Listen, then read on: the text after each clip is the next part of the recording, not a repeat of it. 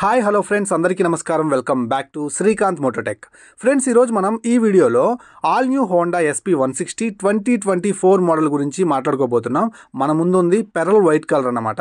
So ఈ వీడియోలో ఈ బైక్ యొక్క ఆన్ రోడ్ ప్రైస్ 2024లో ఎంత ఉంది, ఎంత మైలేజ్ ఆఫర్ చేస్తుంది, ఇంజన్ పర్ఫార్మెన్స్ ఎలా ఉంది, ఎలాంటి చేంజెస్ వచ్చాయి, అలాగే ఎవరికి బాగా ఈ బైక్ సూట్ అవుతుందని దాని గురించి క్లియర్గా మాట్లాడుకుందాం. వీడియో అక్కడ స్కిప్ చేయకుండా లాస్ట్ వరకు చూడండి. అలాగే కొత్త వాళ్ళు మన ఛానల్ చూస్తుంటే గైస్ ప్లీజ్ సబ్స్క్రైబ్ చేయండి.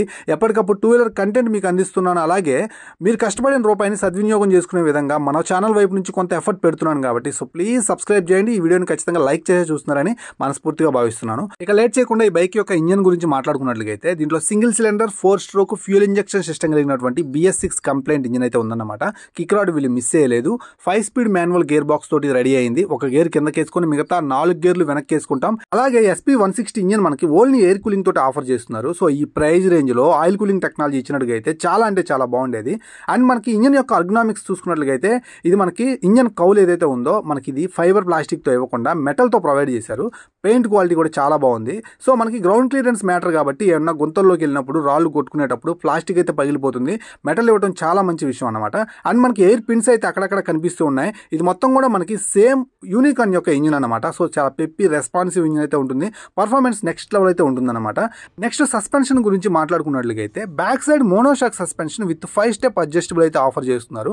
యూనికాన్ నుంచి సస్పెన్షన్ చాలా స్మూత్ ఉంటుంది, చాలా మంచిగా ఉంటుంది. బ్యాక్ సైడ్ కూర్చున్నటువంటి ఫ్యామిలీకి కంఫర్టబుల్ గా ఉంటుంది అనమాట.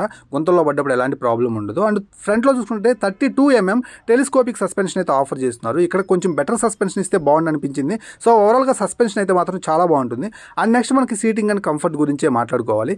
ఏ బైక్ అయినా సరే సీటింగ్ అనేది చాలా ఇంపార్టెంట్ అన్నమాట. మన ఫ్యామిలీస్ కంఫర్టబుల్ గా కూర్చోవాలన్నా, మనం కూడా బ్యాక్ పెయిన్ లేకుండా ఎక్కువ దూరం వెళ్ళాలన్నా సీట్ అనేది చాలా కుదిరిగ్గా ఉంటేనే చాలా బాగుంటుంది అనమాట. ఆ విషయంలో SP160కి పేరు పెట్టాల్సిన అవసరం అయితే ఏం లేదు. అండ్ గ్రాబ్ రైల్ కూడా స్ప్లిట్ గ్రాబ్ రైల్ ఇవ్వకుండా చాలా కంఫర్టబుల్ గా ఉండే విధంగా ఫ్యామిలీస్ కి ఫార్మల్ గ్రాబ్ రైల్ అయితే ఆఫర్ చేశారు. అండ్ సీట్ యొక్క ఫోమ్ ఫినిషింగ్ కూడా చాలా అంటే చాలా స్మూత్ ఉంది. బ్యాక్ సైడ్ కూర్చున్నటువంటి సీట్ కూడా చాలా వైడ్ ఉంది కాబట్టి ఫ్యామిలీస్ హ్యాపీగా కూర్చోవచ్చు.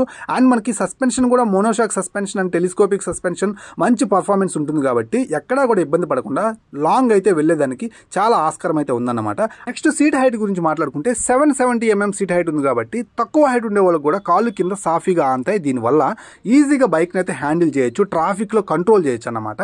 అండ్ నెక్స్ట్ మనం బ్రేకింగ్ గురించి మాట్లాడుకుందాం. ఫ్రంట్ లో మనకి సింగిల్ ఛానల్ ABS అయితే వీళ్ళు ఆఫర్ చేస్తున్నారు విత్ పెటల్ డిస్క్ అన్నమాట. 276mm పెటల్ డిస్క్ కాంబినేషన్ తో వస్తుంది కాబట్టి సో ఫ్రంట్ లో మనకి సింగిల్ ఛానల్ ABS ఉంది కాబట్టి బ్రేక్ లివర్ ని మీరు మొత్తం పట్టేసుకున్న ఫ్రంట్ వీల్ అయితే లాక్ అవ్వదు అనమాట. సో చాలా సెక్యూర్ గా బండి ఆగిపోతుంది.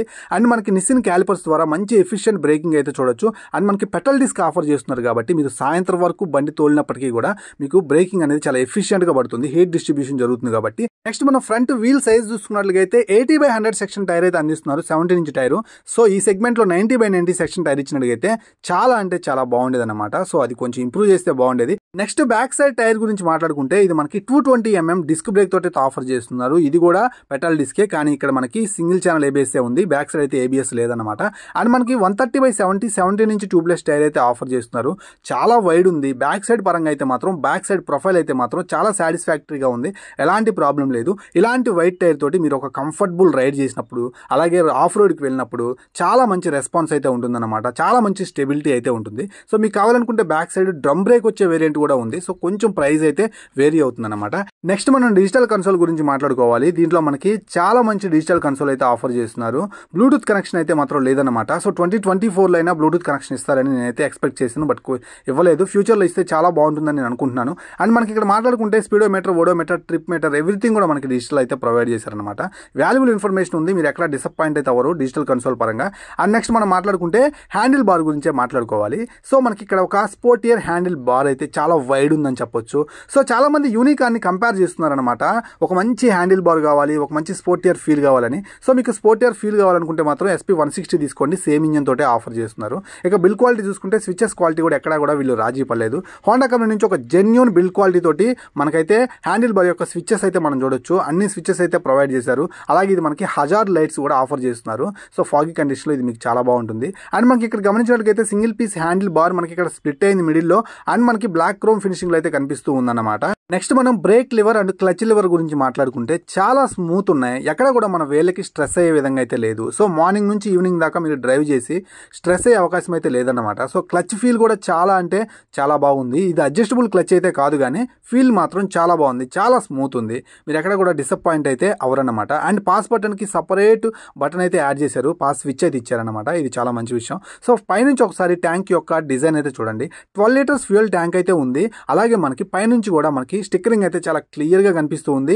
ట్యాంక్ డిజైన్ కూడా చాలా బాగా అందించారనమాట. కాకపోతే 12 లీటర్స్ ఫ్యూయల్ ట్యాంక్ కాకుండా ఇంకొంచెం బెటర్ ఫ్యూయల్ ట్యాంక్ ఇచ్చినట్లయితే ఒక గొప్ప లాంగ్ రైడ్ మిషన్ గా కూడా చాలా బాగుండేది. సో ఒక మంచి రేంజ్ వచ్చేది కాబట్టి చాలా బాగుండేది అనమాట.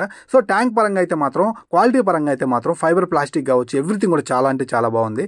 పైన ఫైబర్ ప్లాస్టిక్ ఉంది, బట్ లోపల ట్యాంక్ అయితే మనకి సెరామిక్ ఐరన్ అయితే అందిస్తున్నారు. అండ్ మనకి ఫ్రంట్ లో హెడ్ ల్యాంప్ డిజైన్ వచ్చేసరికి స్ప్లిట్ ఎల్ఈడి అయితే ఆఫర్ చేస్తున్నారు. సేమ్ SP125 అయితే పోలి ఉందన్నమాట. సైడ్ ఇండికేటర్ బల్బ్స్ చూసుకున్నట్లయితే హాలోజన్ బల్బ్ సెటప్ తోటే ఇచ్చారు. ఈ ప్రైస్ రేంజ్ లో మనకి ఫుల్ ఎల్ఈడి అయితే ఇవ్వచ్చు అన్నమాట. ఎల్ఈడి ఇండికేటర్స్ ఇస్తే చాలా బాగుండేది. అండ్ బ్యాక్ సైడ్ చూసుకున్నట్లయితే మనకి ఎం షేప్ టెయిల్ ల్యాంప్ అయితే చూడొచ్చు. ఇది ఎల్ఈడి అన్నమాట. మనకి టీజర్ లో చాలా సార్లు ఈ బ్యాక్ సైడ్ షేప్ అయితే మనకి చూపిస్తూ వచ్చారన్నమాట. And back side tail lamp మనకి చాలా అంటే చాలా మంచి విజిబిలిటీ అయితే కనిపిస్తూ ఉంది. ఫైనల్ ఈ బైక్ యొక్క బిల్డ్ క్వాలిటీ గురించి మాట్లాడుకున్నట్లయితే మిర్రర్స్ అయితే మాత్రం ప్రతి బైక్ కి, హోండా కంపెనీ నుంచి వచ్చే ప్రతి బైక్ కి ఉన్న మిర్రర్స్ ఆఫర్ చేశారు. ఈ సెగ్మెంట్ లో కొంచెం బెటర్ మిర్రర్స్ ఇస్తే బాగుండేది. అండ్ ట్యాంక్ యొక్క ఎక్స్టెన్షన్ కౌల్స్ అయితే మాత్రం ఏరోడైనమిక్ షేప్ లో చాలా ముందుకైతే తీసుకుని వచ్చారు. ఇది ఒక మంచి విషయం. అండ్ కలర్ ఫినిషింగ్ కూడా చాలా బాగుంది. పెయింట్ క్వాలిటీ కూడా చాలా అంటే చాలా బాగుంది. అండ్ మనకి హోండా బ్యాడ్జింగ్ ఏదైతే ఉందో అది మనకి 3D ఎంబ్లమ్ అయితే ప్రొవైడ్ చేశారు. చాలా మంచిగా అయితే డిజైన్ చేశారు. అండ్ నెక్స్ట్ మనకి కలర్ క్వాలిటీ కూడా, పెయింట్ క్వాలిటీ కూడా చాలా అంటే చాలా బాగుంది. కలర్స్ కూడా లీనియర్ గా అయితే ప్రొవైడ్ చేశారు అనమాట. ఇక ట్యాంక్ గురించి మాట్లాడుకుంటే ఇది మొత్తం కూడా పాలీకార్బోనేటెడ్ ట్యాంకే, బట్ లోపల అయితే మాత్రం మీకు మెటల్ ఫినిషింగ్ కలిగినటువంటి ట్యాంక్ అయితే ఉంది, మెటల్ ట్యాంక్ అయితే ఉంది. అలాగే మనకి ఇది E20 పెట్రోల్ కి సపోర్ట్ చేసే ఇంజిన్ అయితే ఆఫర్ చేస్తున్నారు. సో మనకి BS6 phase 2 కి అప్గ్రేడ్ అయినటువంటి ఇంజిన్ అనమాట.